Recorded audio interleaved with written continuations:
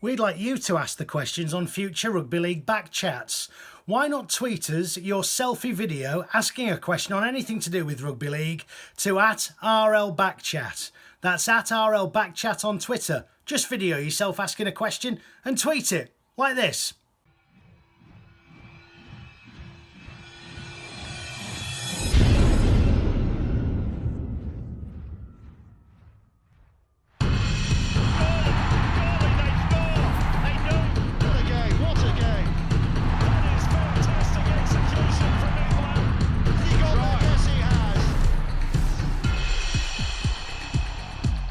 Hello and welcome to the Arc in Headingley for this month's edition of Rugby League Back Chat. And as we're all still a bit bleary-eyed from the Magic weekend in Newcastle, let me introduce you to this month's Magic Circle. Firstly, he's a wizard with words. He's the Rugby League writer for the Times and Sunday Times. It's Chris Irvine. Then we have a man who is a conjurer when it comes to cantankerous chitter-chatter, Rugby League TV and radio commentator Rod Studd. And finally, Ali Bongo, the Yorkshire Evening Post Rugby League writer, Peter Smith. Rod, I know you don't like grey areas, so I'll start with you. Magic weekend, magic or tragic? I'm a bit confused by it, Rich, to be honest with you. I got it at the start when it was in Cardiff or in Edinburgh, when it was like expanding Rugby League and it was taking it out of its heartlands. And then I got confused when it went to Manchester, and then I sort of became reinvigorated when it went to Newcastle. And I think it's actually marvellous in Newcastle. It's brilliant. But I'm struggling to sort of understand what the purpose of it is. And I think that its time is going to be numbered because it's an odd fixture, it's an extra fixture, and sooner or later that extra fixture is going to have catastrophic effects for somebody. They'll end up in the bottom four because of their result in the extra fixture, or they'll miss out on the top four. And that could be Leeds this year. They might miss out on the top four because they had the hardest Magic Weekend fixture. So I think there needs to be a real look at what the purpose of it is and how it's going to fit into the calendar, particularly as an extra fixture. I think the days of an extra fixture are numbered. Not on the games, Chris, on the event. What did you make of it this year? Sometimes to me it feels like lager weekend. There's so much. I don't mean to be facetious, but I think the drinking culture that now goes to the Magic Weekend, I find somewhat alarming. And I find it particularly alarming this year. I think it's a really good event, and I enjoy it for what it is. But a bit like Rod, its purpose seems to be for many people, let's just go to Newcastle Party City and let's just have a party. Now, it's supposed to be a development vehicle in all truth, and I'm not sure it's actually serving any purpose there. I'm against the additional round. I like the idea of a festival of Rugby League, but it just seems to be a little bit out of hand now, and obviously we're going to talk later about where it might move, or if it might move. But I enjoyed it, but only up to a point. Peter, has it got a bit Larry for you or not? I don't know if it's got that way. I think it's been like that all the way through, but all the Rugby League big events are now. Wembley and Old Trafford at the end of the season are just the same.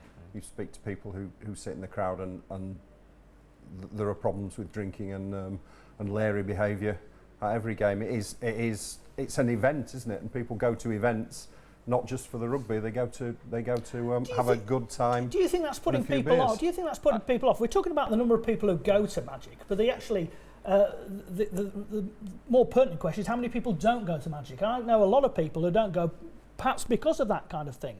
And that's maybe something for the authorities to look at. The amount of drinking at these events, is it actually putting people off? Well, it's crazy. There's people just turning up in fancy dress, running around in stuff that you'd never see them in normally, and that's the players, obviously, in their cartoon character You've kits. been watching too much darts, Rob, really. It's a difficult one because I think it should just be an independent festival. And I think that's the tide is going in that direction, that people are realising and the authorities are realising that they can't have an extra round because there's too many fixtures anyway. And as I say, sooner or later, it's going to actually interfere with the league table. And at that point, somebody's going to blow a gasket and say, hang on a minute, pal, we wouldn't have been relegated had been if we'd have been playing someone much easier at Magic Weekend. And that's where the problem's going to lie. Just to go back to what the guys were saying about, drinking and antisocial behaviour, that's an issue that Rugby League has buried its head in the sand over for 10, 15, 20 years. I mean, there's been instances this year, fighting in lumps at games, and really it's like la la la la la la la, nothing to see here. That's a separate issue, and the Rugby League authorities need to look in at that We don't want to go back to talking about you can't get in with a can of soft drink to certain grounds. No, but you can. But look, on a serious note, you can't get into several grounds drinking a can of soft drink. I've been aggressively manhandled out of 2 grounds because of that. But you can drink yourself in. Oh, carry on, keep pouring it down your neck. Drink. So that is an issue that they do need to look at. I think it's worth to wait to see. It's the same though, Rod, because it sort of exacerbates it because there are fans of every single team there. There'll be people watching this thinking, what a po-faced lot. We've not signed up to go and watch Teetotalers try time. We want to go. We want to have a drink. Does there need to be a balance, though? Is that what you're saying? I have to say, yeah, that's part of the problem. And people are listening to me now thinking, it's the greatest irony to hear me saying that and being po-faced. But I just think if there are people being put off, I took a couple of trains after the Magic event, which were terrible. Not just people who've been to the rugby, but for other reasons. It's party city, but I personally, I'm a bit fed up of the party. I'm ready to leave the party. There's nothing wrong with having a good old drink up. It's just what happens after the drink up, doesn't it? You know, if you're going to drink and have a sing-song and enjoy yourself and conga down the street, that's great. And you know, we've all, well, apart from Chris, he probably hasn't done it. We've all done that.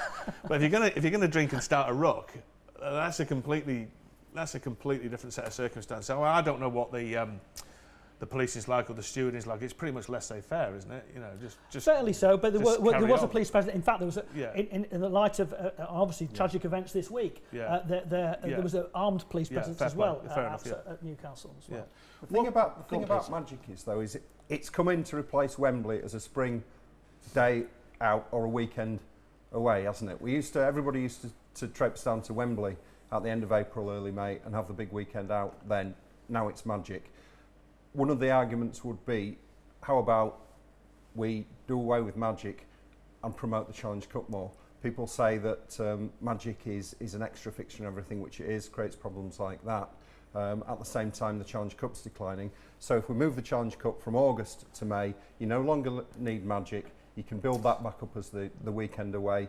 And revive one of the sport's traditional competitions rather than a new one. An old competition, a historic traditional competition is being sacrificed for an artificially introduced new one. And I'd say, I enjoyed Magic, I think it's great, but I wonder whether its time has been and gone now and we should concentrate on the Challenge Cup final. Roger Draper, the executive director of Super League, is actually saying that Magic is more popular. I couldn't quite work that out. And that the Challenge Cup had... Well, it's not. It's the crowds are about the same, aren't they? Well, probably they are, but I mean, there's people being counted double as well because they might go 2 days and things like that. But I think there's a whole area to be addressed, and the RFL are looking at this. They are looking at this, particularly from 2019. There's going to be a change of, maybe a change of emphasis. Talk about possibly Magic being a round of Challenge Cup fixtures, or personally, I would like to see a better start to the season. Maybe ape Rugby Union and start off with a double header. The top 4 teams from last year in a double header. At the start of the season. They have had Magic at the start of the season. Freezing in Cardiff. No, it wasn't because the roof was on. It was actually quite warm. But no, it was still very cold. Have the goalposts not been moved though? When this first started, it was all about expanding. It wasn't about the event. It was about expanding the game and taking it to new areas. I can't recall going to watch Super League too many times with the Cardiff Cheetahs or the Edinburgh Ocelots or the Manchester Hippopotamuses. They've all got these Super League sides off the back of the Magic weekend being there. Soon, if you're lucky. That was the point, though, wasn't it? We have a club in Newcastle, though, who benefit greatly from having Magic up there. It doesn't sound like a lot, but Newcastle Thunder played York on the Friday night and had 2,000 there, which is a heck of a lot more than they normally. In the grand scheme of things, and it's promoting. It is promoting the sport promoting the sport in the North East. Here's the problem, right? And Chris said it best. The Rugby League are going to look at the whole thing, right? This is the problem, right? What they don't do, they make a decision A, and they don't then think that if they do A, B, C, D, E will follow. And are they happy with B, C, D, and E? They just think, A, great, we'll do A. And then down the track, B, C, D, and E follow, and they think, oh. Right. Now, what you've got to do is you've got to look at everything. Like we talk about the Challenge Cup. The Challenge Cup became devalued when they brought in a grand final and playoffs for Super League, making that the end-of-season showpiece occasion and the primary event. The primary end-of-season showpiece occasion used to be the Challenge Cup final when we were young. So when they didn't think, well, if we bring the grand final's great, but they didn't think if we do a grand final, this will happen, which will be the devaluation of the Challenge Cup, which is now a consequence. So you've got to look at the whole thing holistically. Not exactly. The devaluation came when it was moved to August, a few weeks before the grand final. You play Wembley away, and it will mean as much. Yeah, and the other thing as well, there's a distortion at the end of the season. There's a big distortion at the end of the season, is that your main trophies are dictated in a 6-week period. Yeah. You know, exactly. and that play Challenge Cup final in May. But the BBC want to turn it back. They've been campaigning for the you RFL for say that, ages. but it doesn't stop football, Chris, does it? Chelsea have just won the Premier League. Next week, Chelsea or Arsenal win the FA Cup, and the week after that, Real Madrid or Juventus will win the European Champions League. And there's one week after the other. Is they don't see that they want to play the Champions League in, what would it be, November?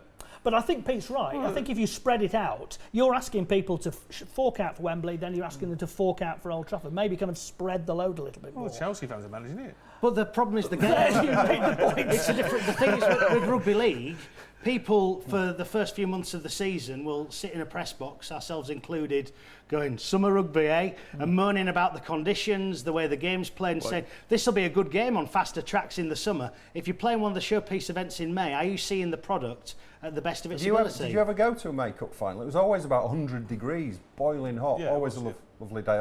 The rounds ring up to it, Peter. If you're playing quarter-finals in March and stuff, when people are moaning about the standard. I just don't see that as an issue. Let's play it as an early season competition with a showpiece in May, and I think that would revive. But I think you've got to before and everyone slaughtered it. You've got to concertina the Challenge Cup. It's too elongated at the moment. If you concertina it, I think you might actually benefit from a June final or something like that. But I think look, this whole thing is up for discussion with the RFL at the moment. Well, that's what you've got to look at the whole thing. That's what I'm saying. You can't exactly. But you're right, Rob, because they've got to look down the track. But I think you'll see there's a lot more internationals coming. We've got Ashes tours, we've got Kiwis and Kangaroo tours. Yeah. There's going to be some development there. I think Newcastle will be a good venue for an international fixture. Coventry might well come into the pitch, and Coventry's obviously been talked about from a Magic perspective, as is Anfield, as is London Stadium. Yeah, but I think everything is up in the air at the moment. But yeah, it's going to take some joined up thinking, because you've got that's right. Because Chris has mentioned the Lions tours, or the Australians and the Kiwis coming here. If you're going to have a proper tour and they're going to play, 6, 8, 10 games on this tour, add that onto the 30 you've already got in the league and the Challenge Cup, you're asking people to play nearly 50 matches. That's not going to happen. So if they want proper Lions tours, they're actually going to have to reduce the league season. Forget this 30-game caper. It's going to have to go down to, if they're 14 teams 26 or 12 teams 22, the league season is going to have to be cut down, and the Magic weekend is going to have to be something separate. But Super 8s is under discussion, will be under discussion as well, won't it? There's going to be another radical change. There is going to be. Right, so we had licensing is the panacea to all ills, promotion and relegation is the root of all evil. Then we had promotion and relegation is the panacea to all ills, and licensing is the root of all evil. And then we had this Super 8 caper, which is absolutely ridiculous. Look, the bottom team should go down and the top team should go up, the end of it. Now we're going back to saying, no, some form of licensing is the way forward, because we want to get Bradford Bulls back in the Super League and the Toronto Wolfpack in case they can't get promoted. And we will talk about those two teams in a moment, and licensing as well. But just to bring it back to Magic, what's going to happen next year, Peter? Not what you want, what you think will happen next year.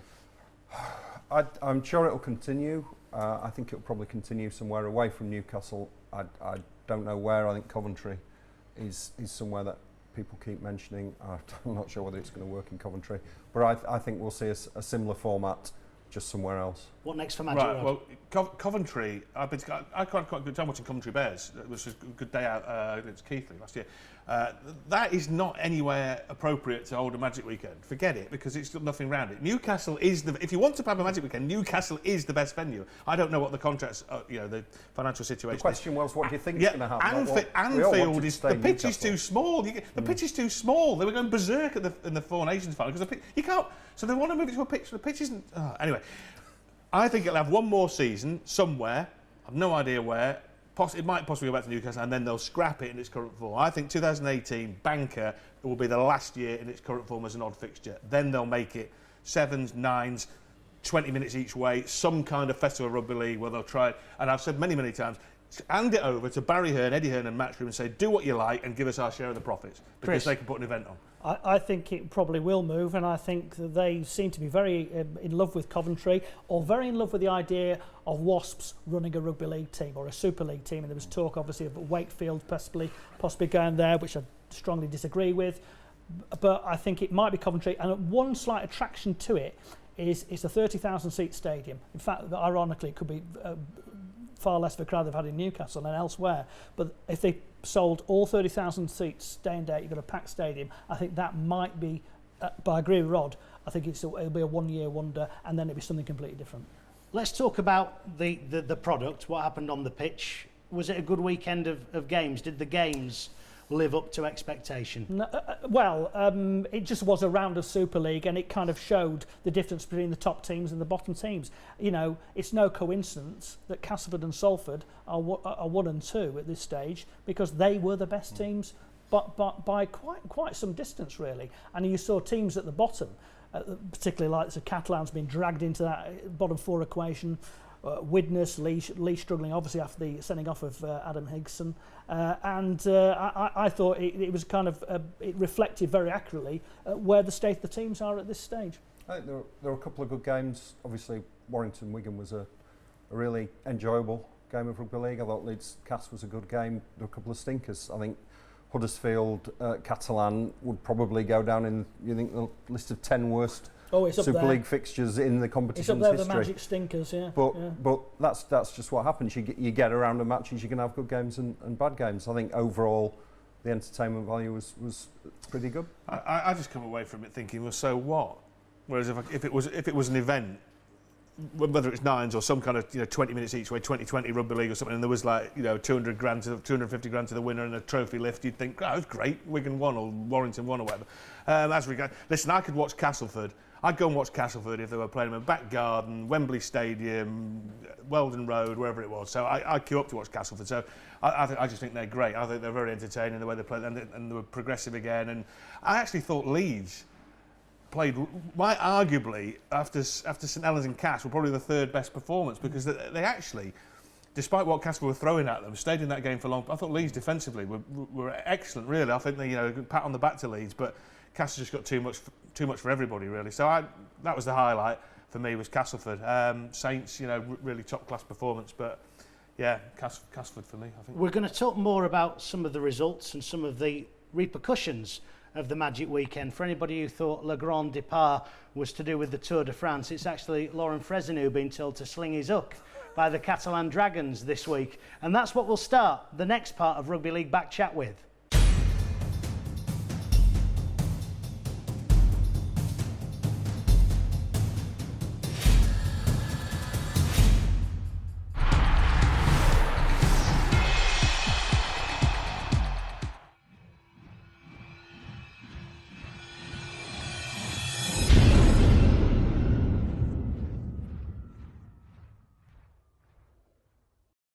If you think Rugby League's just a game for youngsters, think again. Masters Rugby League is a new form of the game, specially created for the over 35s. From full contact to non-contact, there's a pair of shorts for everyone. Get fit, make friends, have fun. To find your nearest Masters Rugby League club, just search Masters Rugby League online or drop us an email.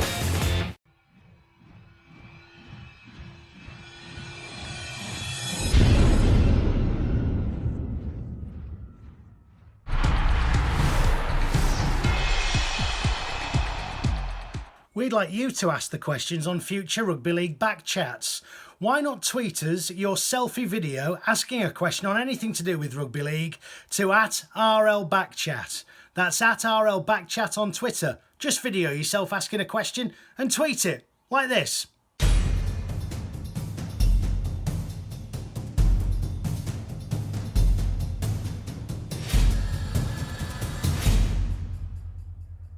Welcome back to Rugby League Back Chat at the Arc in Headingley, or should that be Bonjour mon ami, because Chris Irvine, Le Catalan Dragons have said au revoir to Laurent Fresneau. That's it for my French.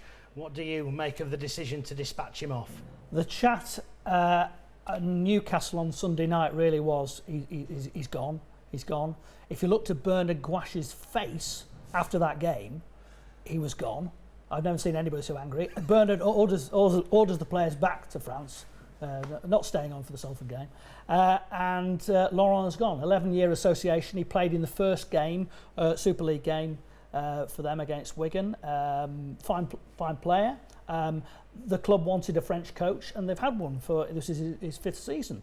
But progressively, they seem to have got worse, and they just don't seem to know what they are really. Are we a team that imports players from the NRL? Do we try and create our own culture there? And they just seem to be losing their way, Catalans. And they've probably lost their way a little bit under Laurent the last couple of years. And I think they'll probably look to Australia. That seemed to be the rumour mill this week. They'll look to Australia, maybe give them a harder edge, because look, we talk about development vehicles. There's no more important development vehicle in Super League than Catalans Dragons. They're in that bottom 4. What if we lost Catalans Dragons? That would be the end of them as well. And they could. I mean, if it gets to that bottom 4, that game between Catalans and Toulouse could be quite tasty. But I think we lose Catalans. That would be a tragic loss for Super League. If that's the way it is, that's the way it is. What's the problem in Perpignan, Rod? Well, I often get asked questions about, what do you think about changing the coach? Should they change the coach? And the generic answer is always the same. The best way to get better results in a sports team is to get better players. So instead of looking at the coach, people ought to be looking at who is recruiting the players at sports clubs. The most important person at any sports club is the person that signs and recruits players. Now, that might be the coach, but it might be someone different. I don't know who recruits the players at Catalan Dragons. If it is Laurent Fresneau, then the players he's recruited simply haven't been good enough over a period of time. I think Chris is right. They don't know whether they're A or B, because they've had periods where they've brought in some top quality foreign imports. When Stacey Jones and at the start, superb at the start. And then they went down the road saying, no, we must have a French culture. Their best period was obviously under Trent Robinson, who embraced the whole culture. I think his girlfriend was French. Is he married to her now? I'm not sure, but he's a French wife or girlfriend, spoke the language. That was ideal. He was absolutely superb, and things have really unravelled, haven't they, since Trent Robinson went to coach in Australia. So I think that you can point to that. It's a long time ago now, isn't it? Five years ago, Chris was saying. I think the route is the recruitment, really. They brought in all those players from Australia last year. That didn't work.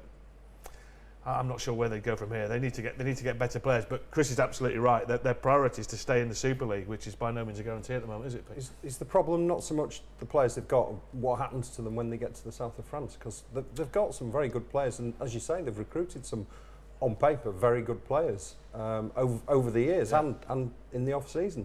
And I thought the team they put out against Huddersfield, although it was missing some key men, I thought that was a strong team that should have been more than capable of doing that job, and certainly seeing the game through when they were in front towards the end. It just seems that, I don't know, do people go to the south of France for the right lifestyle, reasons? Peter, they're a lovely lifestyle, I've heard. Well, I think that's a legitimate question.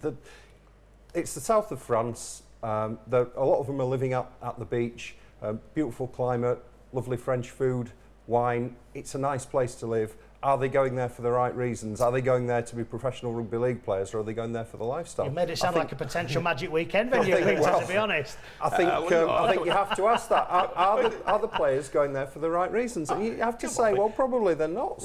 Barcelona do all right in football, and Monaco won the French league. And certain Australian rugby league clubs. You've got some beaches some nice there. places to live where sports teams are, and I can't have that. I mean, why are good players going to the south of France and then just not performing? Maybe their players aren't as good as we think they are. They're saying that. They've been close to a grand final on a couple of occasions, weren't they? They lost to Saints, didn't they? And they eliminated, going way back, they lost to Leeds, didn't they? In the eliminator. So they've been to a Challenge Cup final as a club. I mean, not with under Fresnau's stewardship, but look. It's a mystery. We're not in the club. We're not seeing their recruitment policy. We're not seeing what they're doing in training. We're not privy to any of those things. We're not got the ear of Bernard Gouache. It's Guy and Michael Monaghan now, isn't it? Will they take it on, or will it be an Australian assistant coming over? I think it'd be an Australian coming over. I mean, there's a number of names are flying around. I think in for the Salford game, it'll be Monaghan and Guise. With Alex Chan as the general manager overseeing that as well. Yeah. But I think they will look to the NRL. It is a fascinating thing. Mike Rush said that they should go down that route, shouldn't they? They get an Australian assistant. It's a model that works. That's based on one match form, with St Helens bringing in an Australian assistant who had, well, apparently before the match would have no input on the game against Hull, and after the match had all the input, and it was all down to the Australian assistant coach, and that's now a model that works. A fascinating analysis of 80-minute form. Let's see how it pans out the rest of the season. But here's the top of the Super League table. So bearing in mind, of course, that the Australian assistant coach model is the model. Castleford English coach, Salford English coach, Hull English coach, Leeds English coach, Wakefield English coach, Wigan English coach. That's the top 6 teams in the Super League. So obviously those 6 teams are not applying the correct model, but are still top. But it's the Michael Maguire model, isn't it? That Wigan brought in a little-known assistant coach. Trent Robinson. For every Matt Michael Parrish. Right. Craig Sandercock. Correct. This is Roy Simmons. Yeah, that's right. Correct. Yeah. Don't tell me about one instance succeeded. Show me all the ones that failed. Yeah. That's it. But Justin Holbrook is a very interesting. I mean, because everyone, Justin who? And yeah. Well, let's see how he but gets Rod's on right. after We were told he's going to have no input. Right. But he appeared at the press conference afterwards. Look, if the score had been Hull 45, St Helens 0, rather than the other way round, do you think St Helens would have been saying that he had no input whatsoever and he's only just breezed in and he needs time to sort of analyse the situation? I don't think he'd have done the press conference then, would he? No. Right, so. I mean, it's right. There's dozens of examples of it not working, and some examples of it working. Justin Holbrook felt that the players he'd watched the tapes, particularly the one of the Castleford Challenge Cup when they lost 53-10. He watched that, and he just felt they were trying too hard or whatever. I watched Castleford St Helens that day and just thought they were awful. I mean, but they were almost inspired against Hull. An awful Hull. Yeah, well, that's the players again. At least Rod's point, isn't it? Because Kieran Cunningham could have been sat at home on his settee with his big tub of Pringles, watching that, thinking, where was this performance for when I was in charge for the start of the season? Listen, all this talk about models is nonsense. I mean, if you want to take it down to the absolute banal level, a sizable chunk of grand finals have been won by a coach called Brian. Is that a model then? Is it a model? Brian Noble, Brian McDermott, Brian McLennan. Should actually Catalan Dragons? You're not saying Brian Smith's going to go. He's saying Brian Blessed will do a job. So should Catalan Dragons appoint Brian Blessed? I mean, that's the kind of illogical argument that you can throw around it. I think that'd be great. Yeah. Wouldn't it be great? Cautious alive. Can you imagine the fun the press would have with Brian Blessed? Would you be motivated by Brian Blessed? I think I probably would. I think. Get out there and play. Let's talk about Hull.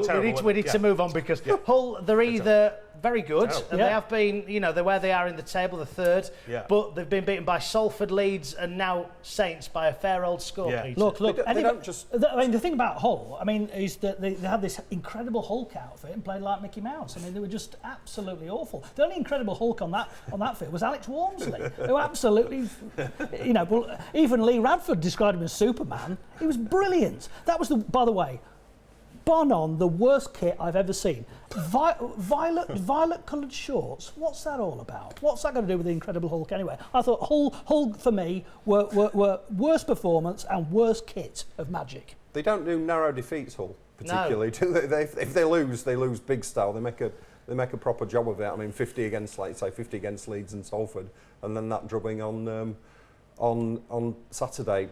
But they're a strange team, aren't they? And they play some cracking stuff. They've got some really good players. Sometimes it goes wrong for them, and when it goes wrong spectacularly. I think they're a decent. They're a decent team. But that wasn't them, was it? No, it wasn't. I mean, they had one. Saturday. They had a forward. Liam Watts went through on a forward pass and he probably would have scored. And after that, Roby put Walmsley in, and it just went bum bum bum bum bum. They couldn't stop it. And they didn't have Fanua, they didn't have Connor, and they didn't have Ellis. There's a lot of people missing, and they lacked leadership, and they lacked any real quality, and lacked any belief. But you're right, Richard. I mean, 1 minute they can play like that, and the next they can look like world beaters. I would worry about a team that capitulates.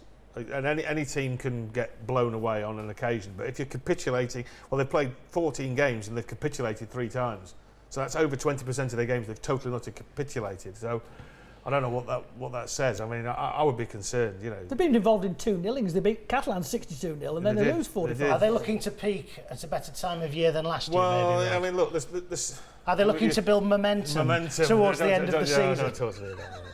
Look, I mean, the system will keep them in it because the system allows them to finish anywhere in the top 4 to have a chance. The fact, in my opinion, Castleford Tigers are so far ahead of the field, it's not even funny.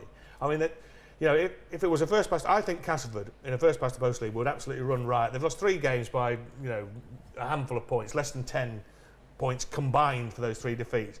They're annihilating teams. They've scored 505 points. That's 150 more than any other team. I mean, it just says its own story. But because of the system, they're going to have to win 2 knockout games at the end of the season. So Hull have still got a chance, atrocious as they have been in 3 games. I mean, and really atrocious. So, well, I was at their game against Cass, and the Beacons, and they were extraordinary. They had a man sent off. And the defence that day was as good as I've seen from a Super League team tell you what, Peter, in years. Crow about Cass for us, because you see them most weeks, and Rod's right, they are very good. I mean, what can you say? Everybody's saying it. They're just the best team to watch at the moment, and I don't know if there've been any better teams to watch in Super League over 20 years, have there? No. They score points, they defend pretty well. I thought they defended very well against Leeds. Leeds got over the line 4 times in that first half, and they held them up. And I think Leeds were excellent. I think an encouraging aspect for Castleford is that people said earlier in the season, well, that they're losing tight games. They're okay when they steamroller teams, but against Salford it was tight, and they lost against Saints, it was tight, and they lost against Hull, it was tight, and they lost. But it was tight against Huddersfield the other week, and they saw a way to win that, and it was tight against Leeds, and they came through that strong. And I think those 2 victories against Leeds and Huddersfield, when they were in a battle, are as impressive as anything they've done this season. Darryl said that, didn't he? I said pre-season I thought they'd get to the grand final, and I just can't see anyone stopping them. I also think that they're capable of getting to Wembley and winning that. Whether then we go back to the old question, whether they can win them both, I'm not sure with their. They don't have a great deal of big game experience, but they're the best. Let's hope they win something, because they're the best team to watch. Everybody enjoys watching them, and we want teams that play that sort of style to win games. When Wigan came over and they were ruthlessly efficient and they won things in maybe not the best fashion, that influenced how everybody else played. People are going to start to want to play the way Castleford play, and that is the sort of rugby league I want to see, and I think people will pay money to see. It's hamming it up a bit to say that Darryl Powell and Castleford Tigers are single-handedly saving rugby league, but they're dragging it. In some ways, it's a throwback to the 80s when Widnes were offloading it everywhere, and Wigan were as well. But they're actually dragging the game forward and making it into an entertaining spectacle. And Pete's absolutely right. If teams win playing like that, other teams will mimic. There's just a hope for other teams though, because their record at home and away is really different. At home, they're averaging 50 points a game at home, where the hose is absolutely rocking, and Sweet Caroline is blaring out. But away from home, they're only averaging 25 points they're scoring. So their road record is in contrast. So there will be a question whether in a final, obviously at Wembley or at Old Trafford if they got there, and an away tie at Hull in the Challenge Cup, whether they could produce it there. But I'm going to say, Chris, I'm mindful we've not even spoke about Wigan and Warrington. So can you just talk about that for us, please? I mean, I thought that that game was really low on quality. Although it was tight, and although it was a dramatic finish, the amount of ball that both teams put down. You look to the Wigan team; it was barely recognisable. They are really doing it tough with the kids and all the rest of it. Liam Marshall was one of the standout performers of the weekend. We talked about Greg Eden, who was brilliant and scored a 17-minute hat-trick, but Liam Marshall scored a very, very fine hat-trick as well. And then we had this dramatic finish, going into the last minute, and O'Loughlin, more in hope than expectation, hoists a big kick to the wing, and there's Joe Burgess comes down. Williams couldn't get the kick. Both coaches were disappointed the draw, but I felt a draw was probably kind of justified on the balance of play. But I thought overall, if you looked at it, it was quite a poor quality game, particularly compared to Leeds Cass. And I agree, I thought Leeds played very well, and I think Brian McDermott could take a lot of confidence out of that. But again, Castleford are just leading the way. Never more dangerous than attacking off their own line. But all that said, if anybody thought Salford were where they were in the table as a fluke. They're not, are they? They're a good side, Salford. Well, they're a good team to watch, aren't they? Again, they play good, attractive rugby. They've got Murdoch Masilla is playing as well as anybody in Super League at the moment, and they're where they deserve to be. And isn't it great to see Castleford 1 and Salford 2? People wouldn't have credited that a few years ago, and it's great to see different teams up there. On the Salford game, we'll have to mention that Adam Higson's sending off. Has anyone seen a tackle like that before? I think it's one of the most extraordinary. It was high a tackles real I've ever seen. clothesline job. It was that so high, he nearly missed. Yeah, it was pretty grim. But Pete's right. I think Salford. It's no coincidence they're second. Their ball movement, their confidence. Again, they had one or two tricky parts of that game against Lee, but they can work it out. You look at their record; they won 10 of the last 11 in all competitions. They're absolutely flying at the moment. Salford. You just mentioned Wigan and Warrington. At what point would you say, because this has not even been considered, that Wigan wouldn't make the top 4? At what point would people think that Wigan might not actually make the top 4? They're currently 2 points behind the Leeds Rhinos and 3 behind Hull and 4 behind Salford. Well, that's why the emphasis is on this game again. And they've got a negative points difference, I add. Yeah. Well, I'll let you muse that, because we're going to come back and talk about Ben Barber, State of Origin, the NRL and the Toronto Wolfpack. I'm very mindful people get annoyed if you don't mention the team, so can I just say Lee Centurions and Widnes Vikings. More next.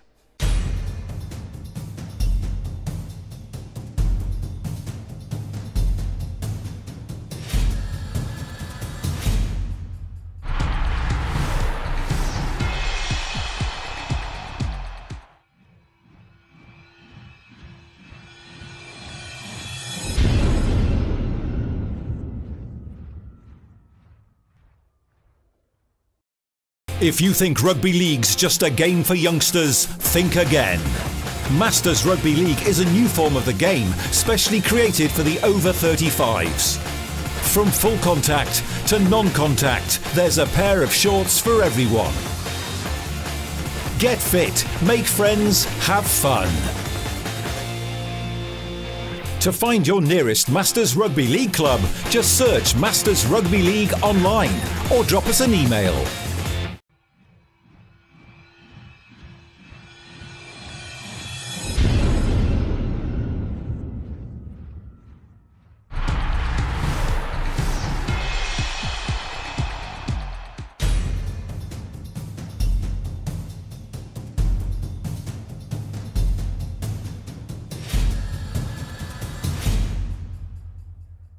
Welcome back to the third and final part of Rugby League Back Chat here at the Arc in Headingley. If you'd like to ask a question on Back Chat, then all you've got to do is take a video of yourself and tweet it. We need all the help we can get at RL Backchat. Video yourself and send us a tweet at RL Backchat. Let's talk Ben Barber. Is this a similar situation to the old Michael Maguire, Matt Parrish comparisons? For everybody you get who comes over and performs very well, you get a Sione Faumuina or someone of that ilk? On the face of it, it looks a good signing, doesn't it? Well, assuming he can play, because it's my understanding he's going to be under suspension for 12 weeks. 12-week suspension. Yeah. So let's say they get him in a couple of weeks' time when they played 16 games. Why would you want... This is St Helens, we're presuming they're going to bring him in. That would only give him a couple of games at the end of the season to play. So that mystifies me a little bit. I could get it if it was for 2018. And also, how would they get him in the salary cap? Because they've got... Isn't James Roby their marquee player? So if they've used their marquee player, then they can't get him in, shoehorn him in like that. So logistically, I don't get it. I don't see how it logistically can possibly work. On the face of it, it looks a good signing, but... You'd hate it if he kind of served a 12-week ban, plays 2 games, and then goes back to the NRL. Would you, you know... And look, Rich is right. The game is littered with these people, whether it's Chris Sandow recently, James Seguiaro, who suddenly go, oh, there's no beach here, apart from the one at Cannes Plage in Super League, and we're going to go back. We're going to go back there. So I think, yeah, on the face of it, Ben Barber, a former Dalian, Player of the Year, a grand final winner with Cronulla. Wow, why wouldn't you want a player of that quality? And that's what Justin Holbrook, who's worked with him at the Canterbury, that's what he sees. But he was certainly he appeared at the Magic Weekend. It was all quite high profile, and he was on a chat with Mike Rush, and then he'd been linked with Warrington, and there's other clubs as well. So it's all quite... They were wheeling him out for interviews left and centre, weren't they? Oh, it was all very coordinated. It was all very, very, very neatly done. And Justin Holbrook answered questions at the press conference about him and possibly joining St Helens. But why wouldn't you have him? But there's a kind of what with any of these players, there comes this big red warning triangle at the same time. And Rod's right. I think he would have. I mean, the 12-game suspension was imposed by the NRL. He then goes to Toulon in rugby union. It doesn't work out for him, and now he's here. Is that just a kind of marriage convenience that he's here now? Does he really want to play in Super League? He says he does, and I hope I hope he does. But there is this 12-week ban, so they wouldn't see much of him in the 2017 season. What about rehabilitating players, Peter? Is there anything ethically that concerns you when a player... I mean, that's quite a serious charge that Ben Barbara has against his name. Yeah. I mean, I'd like Chris says, if you were going to get him, you'd probably want him on a long-term contract, wouldn't you? Because I think he's obviously a good player. So you've got no issues with him coming? Well, I'll come to that in a minute. I think you'd think the concern is that he'd sign for Saints, see out his 12-week ban, and then go back to the NRL. And I don't think that would reflect very well on anybody. In terms of the other business, it's difficult, isn't it? The Super League is full of players who've come here because they had no other opportunity, because they were effectively thrown out of the NRL. It leaves a sour taste to me. Some of them come over here and do a great job and sort of do rehabilitate themselves. Everybody deserves a second opportunity, but I don't think Super League should become the sort of dumping ground for Australian bad boys, which it is to an extent. I don't think there's any Super League clubs that hasn't in the past or currently isn't employing somebody that's guilty of antisocial behaviour in some way, shape or form and or something criminal. So I'm not sure why St Helens and Ben Barber would be singled out. But it was a general point, wasn't it? The fact is the point is general. It's something people are asking questions about. Well, there isn't. Yeah, but there isn't.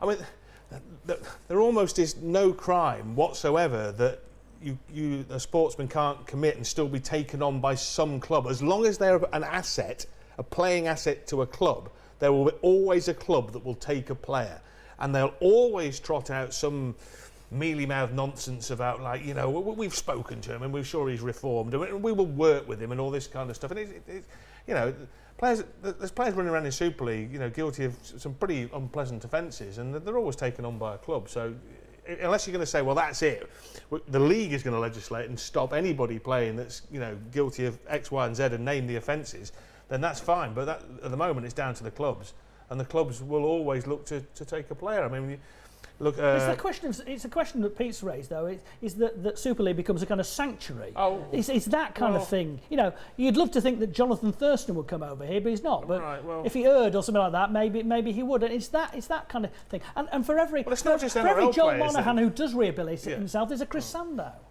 Would Todd Carney be here if he hadn't been in bother?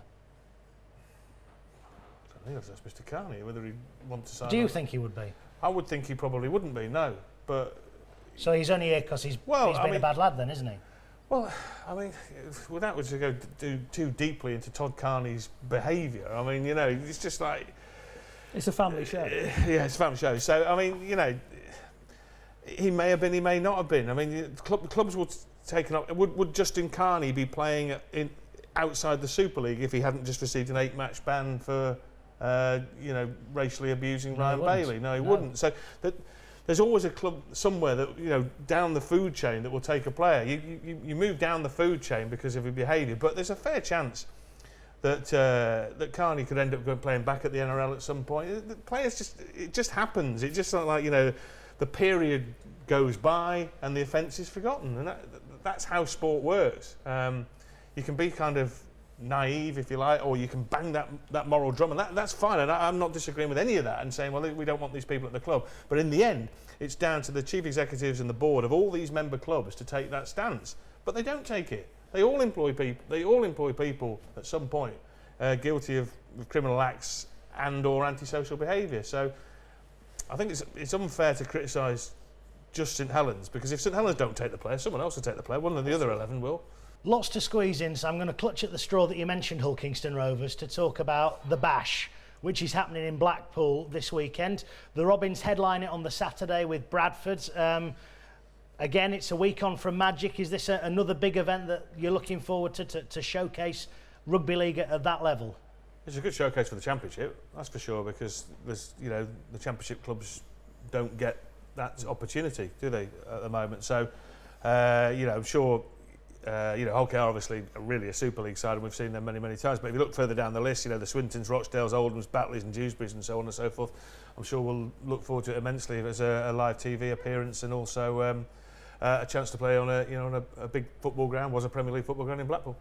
I think that's a fair point. In a way, you can make more of a case for it for the Championship, can't you? Because it's a big event, and they don't get this opportunity. It's going to be great for Dewsbury Batley closing the event. That's fantastic for them. The spotlight on a competition which is a very good competition as well. I see quite a lot of the Championship, and I'd recommend it if you're a Super League fan and you don't go to Championship rugby. Just give it a try one week, and you'll be impressed by the standard of rugby on show. It's a good competition, and it deserves a spotlight. Yeah, summer bash. My fear here is it'll be the Bradford bash, because they got another shellacking at home by London Broncos at the weekend, and now they play the inform Hull Kingston Rovers, who are top of that league, and roasting opponents. That's going to be the climax to day one. It's the big climax. It could be a 60-70 point round, really. Well, for it's a good question. Bradford Bulls have still got resources, and they've got a lot of players in on loan, and I'm absolutely amazed that the abuse that James Lowe's got when they were near the top of the Championship, and in that season just failed to finish in the top four, but had a pretty reasonable record there, really. That was at a totally different club, though. Of course, yes. Sorry, my mistake. I got confused there, Pete. This is very different Bradford Bulls. So in their first season, the Bradford Bulls. But I'm amazed that Bradford fans aren't saying, "Well, hang on a minute, what's going on here?" They should be making up ground hand over fist on the likes of Dewsbury, Swinton, Rochdale, and Oldham. And as it is, as Chris was saying there, they've been stuffed about 4 weeks running, haven't they? So. Very, very strange situation. Can't help that Jeff Tooley can't coach the players, though. Well, no. Can't. That Bradford hotel bill must be enormous right now. We await news of the next restructuring, because you keep hearing rumours that it won't matter if they get relegated, because the next restructuring will bail them out. So we'll have to see what happens with that. But I think it'll be a long evening for Bradford Bulls, won't it? Yeah. If Tim Sheens puts his best players out there, no reason to suggest he won't, and then that could be a real hiding. Also happening outside Super League, Newcastle and Hunslet have both changed coaches, and the Toronto Wolfpack continue to catch the headlines, be it in Toronto or over here. Just talk a little bit about Toronto, because even if people aren't a fan of the concept, I'm sure they accept that people are going to continue to talk about them as their League One venture continues. Yeah, they're going to. I mean, the first two crowds, I think, did they get more for the second game than the first game, which I think is fantastic. I think very tough for Barrow, who have been pushing them very hard in League One, to have to go over there at short notice, having played 2 games in 4 days, including a shellacking at Leeds in the Challenge Cup.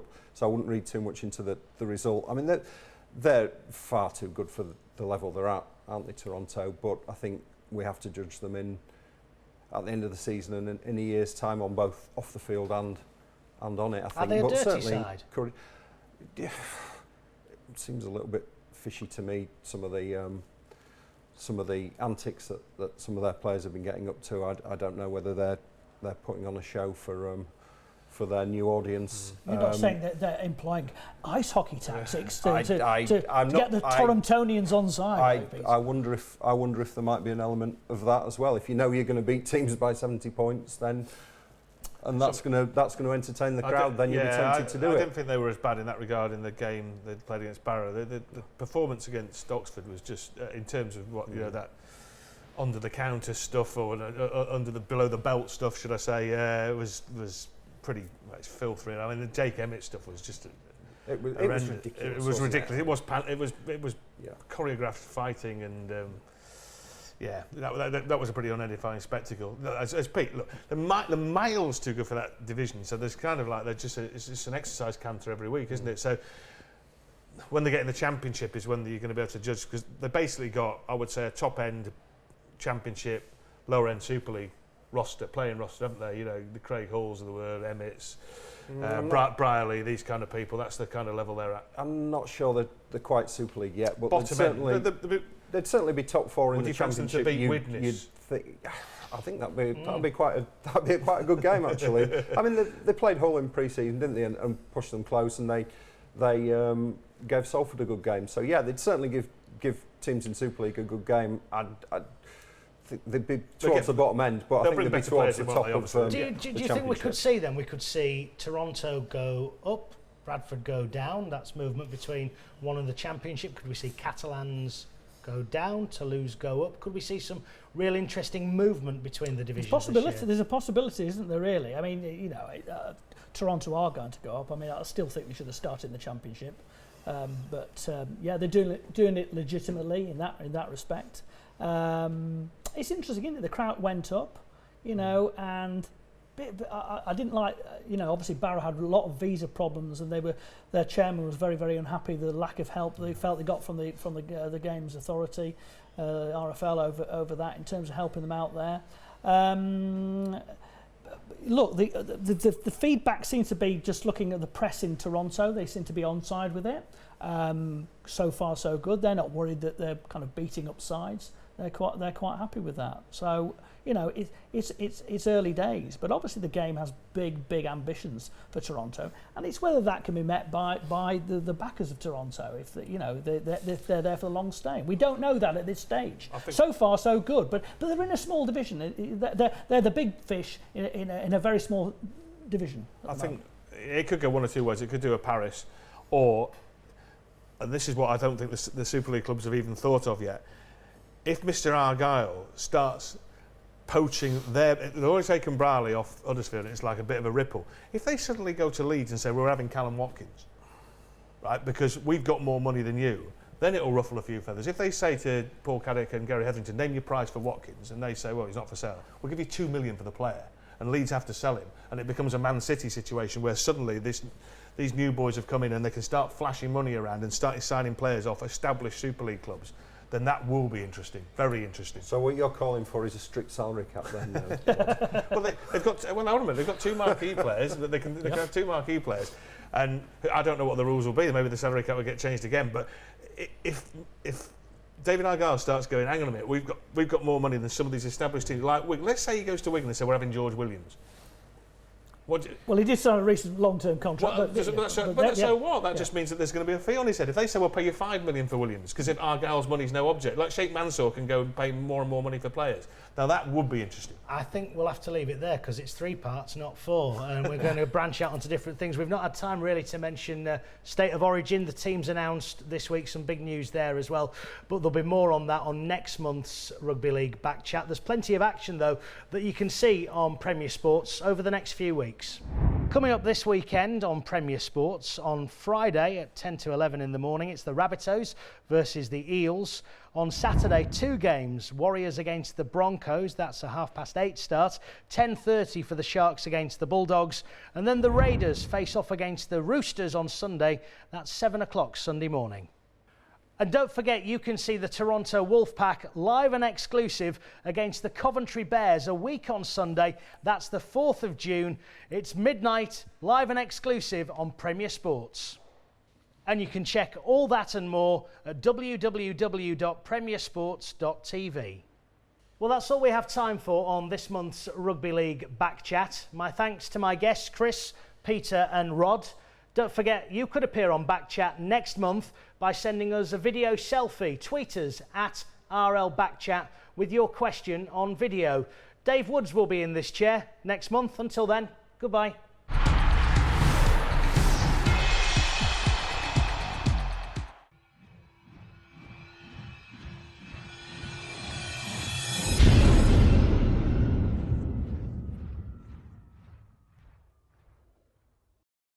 We'd like you to ask the questions on future Rugby League Back Chats.